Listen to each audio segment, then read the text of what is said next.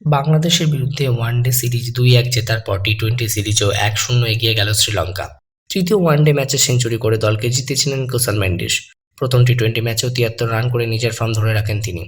মেন্ডিসের ইনিংসে ভর করে বাংলাদেশের দেওয়া ১৫৫ রানের টার্গেট ১৯ ওভারেই চেস করে দেয় শ্রীলঙ্কা।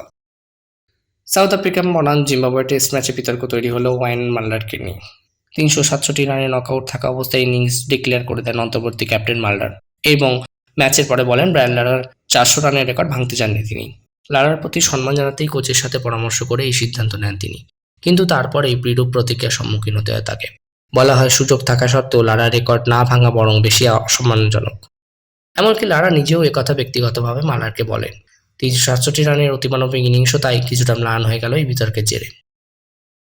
ভারতের মহিলা দল ইংল্যান্ডের বিরুদ্ধে চতুর্থ টি-টোয়েন্টি জিতে সিরিজ নিজেদের দখলে করে নিল। লো স্কোরিং এই ম্যাচে প্রথমে ব্যাট করে ১২৬ রান করে ইংল্যান্ড, যা মাত্র ১৭ ওভারে ৪ উইকেট হারিয়ে চেস করে দেয় ভারত। ২টি উইকেট নিয়ে ম্যাচে সেরা হন রাধা যাদব। বিতর্কের শেষ নেই ক্লাব ওয়ার্ল্ড কাপকে ঘিরে। বিগত কয়েক বছর ধরেই ফুটবলার এবং কোচেরা অভিযোগ করে আসছেন যে ম্যাচের সংখ্যা খুব বেশি বেড়ে গেছে। এত বেশি পরিমাণ ফুটবল খেললে প্লেয়াররা ঘন ঘন চোটের শিকার হতে পারে। ফুটবলের নিয়ামক সংস্থা ফিফা এবং উয়েফাকে অনেকেই এই অভিযোগে দায়ী করেছেন। শুধুমাত্র অর্থ উপার্জনের জন্য ফুটবলারদের এই অতি মানসিক পরিশ্রমের দিকে ঠেলে দেওয়া হচ্ছে।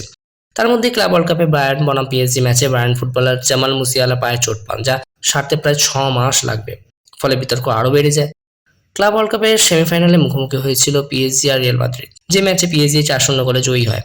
সেই ম্যাচে পিএসজি জর্জিয়ান ফুটবলার বার্জকেলিয়ারের এক মুহূর্ত ভাইরাল হয়েছে, যেখানে দেখা যাচ্ছে তিনি এমবাপ্পের থেকে বল কেড়ে নিয়ে আর্দা গুলারকে নাটমেগ করছেন।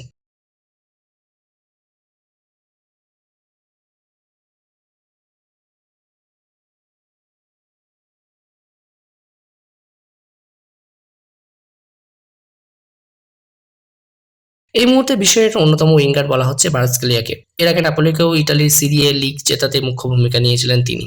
মারাদোনা জামানার পর আবার লিগ জিততে সমর্থকেরা তাকে ভারাদোনা এবং জর্জিয়ান মেসি বলে ডাকা আরম্ভ করেছিল। উইম্বলডন ফাইনালে প্রথমবার মুখোমুখি হতে চলেছেন ইয়ানিক সিনার কার্লোস আলকারাস। সেমিফাইনালে দাপটে জিতলেন দুই তারকা। আলকারাস ৬-৪, ৫-৭, ৬-৩, ৭-৬ ফলে হারালেন ফ্রিৎজকে। সিনার ৬-৩, ৬-৩, ৬-৪ ফলে স্ট্রেট সেটে হারালেন জেকোভিচকে। এক মাস আগে রোলাগারোর ফাইনালে প্রথমবার মুখোমুখি হয়েই রেকর্ড গড়েছিলেন দুই তারকা। রোলাগারোর ইতিহাসে সবচেয়ে লম্বা ফাইনাল চলেছিল দুই যজুধান প্রতিপক্ষের মধ্যে। এবার উইম্বলডন ফাইনালেও সিনার আলকারাসের দারুণ লড়াই দেখার অপেক্ষায় টেনিস ভক্তরা। উইম্বলডনের ইতিহাস গড়লেন ইগা সিয়ান্টেক। ফাইনালের প্রতিপক্ষ আমান্ডা আনিসিমোভাকে মাত্র ৫৭ মিনিটে একটাও গেম জিততে না দিয়ে ৬-০, ৬-০ স্কোরে হারালেন পোল্যান্ডের তারকা, যা এর আগে একমাত্র রোলাগারোর ফাইনালে ১৯৮৮ সালে হয়েছিল, যেখানে নাতালিয়া জেলেভাকে হারিয়েছিলেন কিংবদন্তি স্টেফি গ্রাফ। এইবারই প্রথম উইম্বলডন জিতলেন সিয়ান্টেক এবং সব মিলে তার গ্র্যান্ড স্ল্যামের সংখ্যা দাঁড়ালো ৬।